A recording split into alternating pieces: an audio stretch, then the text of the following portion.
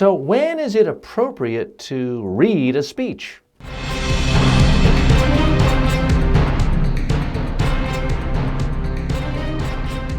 Speaking, the show about effective speaking in public, to the media, at work, and in life.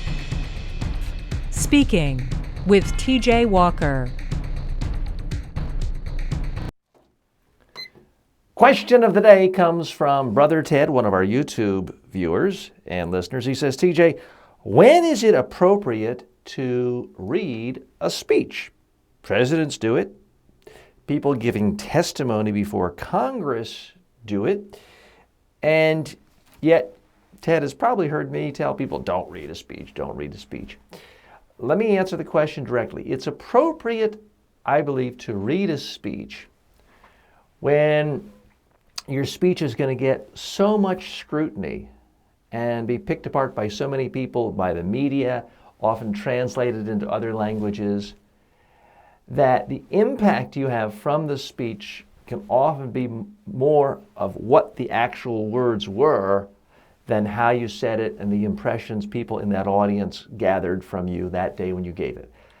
There's a lot there to what I said. There's a lot of context. Let me unpack that for us. So if you're the President of the United States and you make a State of the Union address, for example, your words are analyzed and scrutinized with tremendous detail. So if you talk about environmental policy, the Environmental Protection Agency and all the people there are going to look at that. It's going to be transcribed. They're going to read it. They're going to figure out how do they implement this.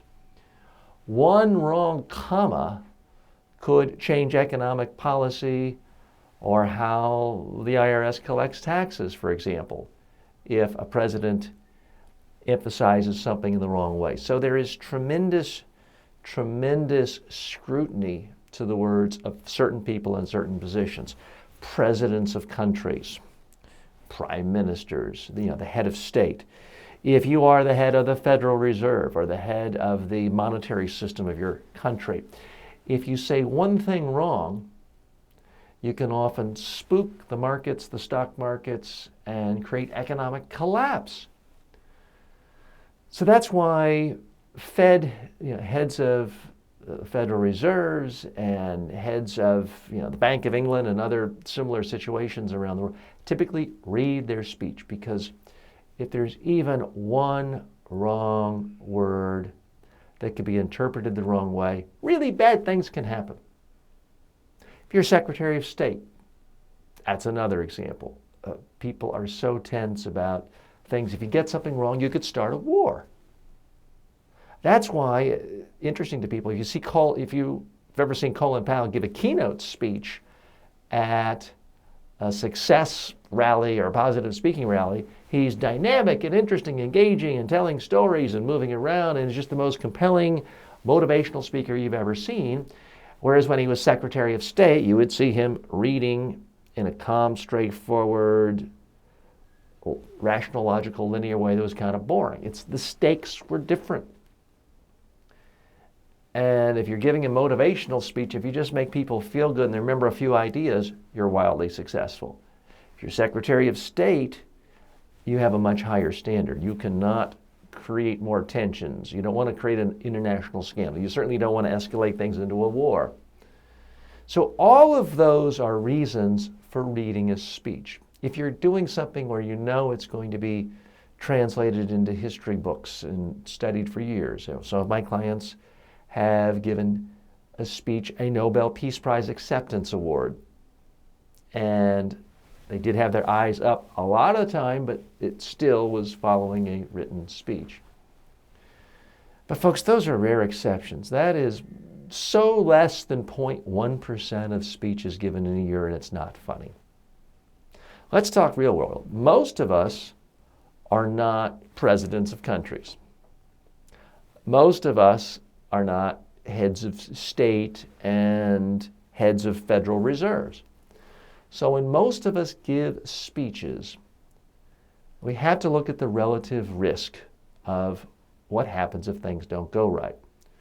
For most of us, most of the time, there's a very low risk of people transcribing our speech, reading it, rereading it, translating it, and looking for some flaw or error. That simply doesn't happen. The big risk for most people in the world, 99.999% of the time, is we give a speech and nobody remembers a darn thing we said 5 seconds later. That's the big risk most of us have. So I'm a big believer, prepare for the risk you have. If you're going to the Arctic and every inch of you is going to be covered up, maybe you don't need to bring your bathing suit. If you're going to the beach, maybe you should focus on sunscreen and not bringing thermal underwear to prevent frostbite. You've got to prepare for the risk at hand for whatever you're doing, whatever expedition or travel or challenge you have. For most of us, most of the time, the big danger is not that we left something out of our speech. It's not that our brain froze and we panicked because we weren't reading. The big risk for most people most of the time is nobody remembers our speech. So I start off with that assumption and work backwards. How do we increase the odds of making our speech memorable? And one of the worst things you can do is to read a speech. The second you're reading a speech, especially if you don't have a teleprompter, is you lose eye contact, your voice goes flat, your speed becomes consistent, your voice is robbed of its conversationality. More on this in a moment. For a free, no obligation online public speaking or media training course, go to MediaTrainingWorldwide.com and start learning today.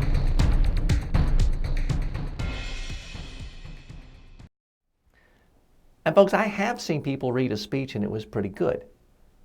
I have seen Dan Rather, the former news anchor from CBS, read a speech, and he didn't have a teleprompter, to a couple thousand public relations professionals at an event.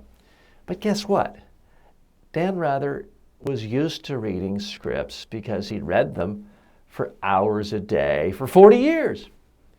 So he's able to do it in a way where he still sounds conversational. So the biggest reason Brother Ted, and I don't know if that's his real name, but that's the name he gives on YouTube.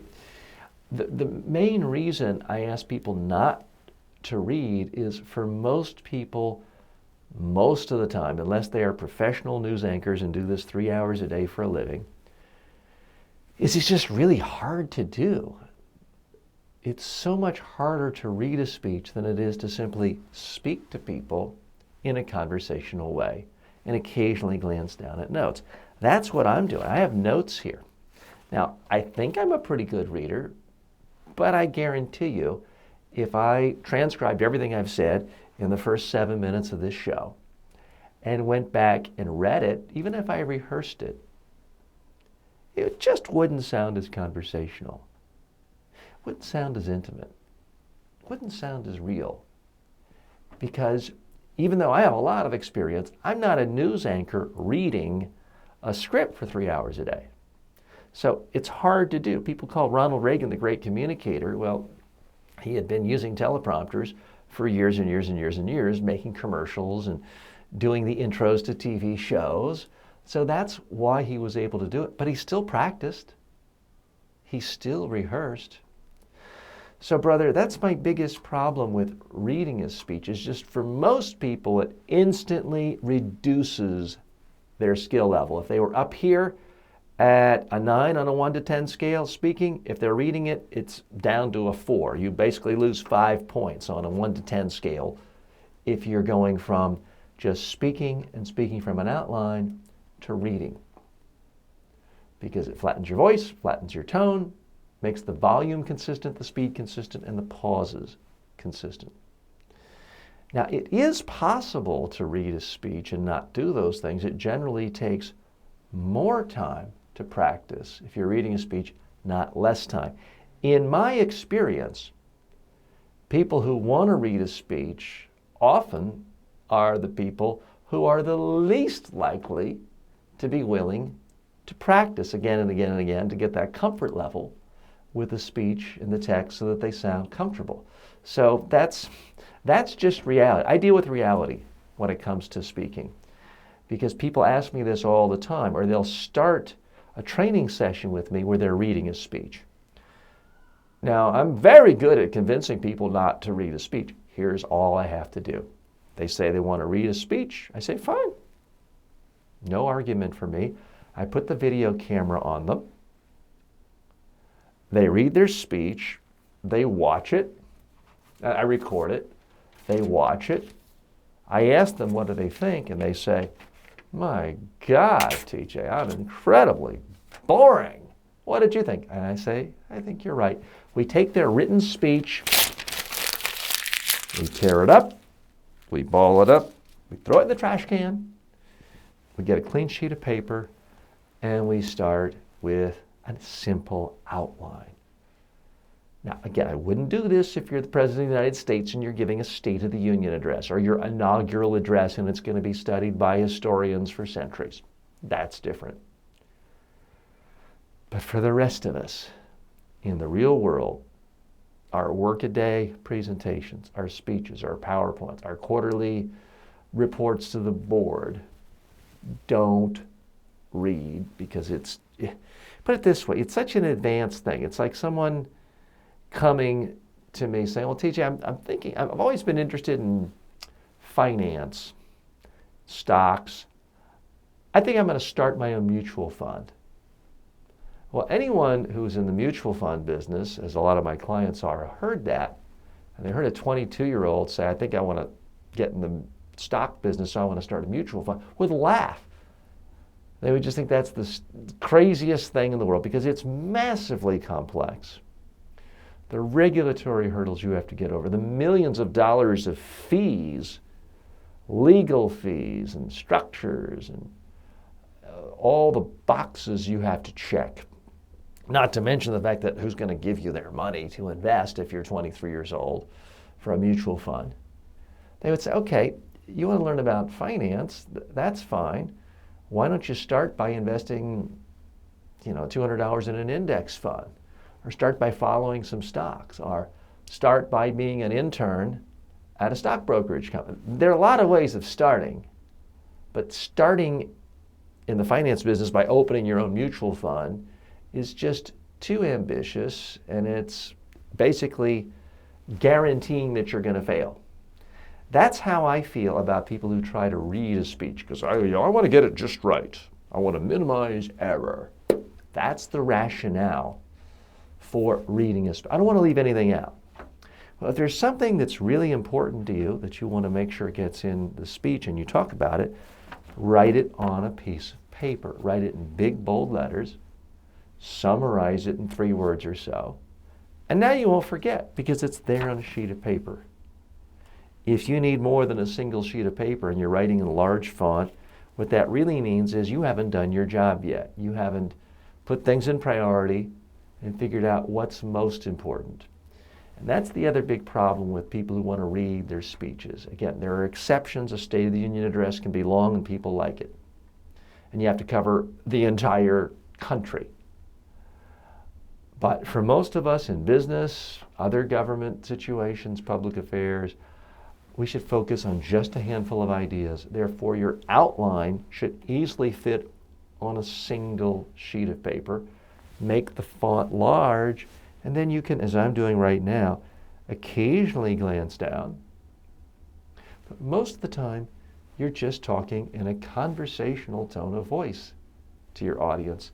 It's going to be a lot easier for your audience to listen to. It's also going to be a lot easier for you to deliver. So, Brother Ted, thanks for the question. If you have any other questions, please let me know. For the rest of you, if you have questions about public speaking, just send them to me. You can post them on Twitter. @TJ Walker is my handle there. You can also stop by the website, mediatrainingworldwide.com. Click on the news section. You'll see the blog. You'll see all of these programs posted there. And just post your questions and we'll be answering them. I'm TJ Walker. As always, may your presentations in life be a complete success. Speaking with TJ Walker is the #1 rated daily streaming TV and radio show devoted to all aspects of speaking and communication. If you received value from this show, then please subscribe to it at MediaTrainingWorldwide.com. Please review the show, leave comments, and share it with your friends and colleagues today.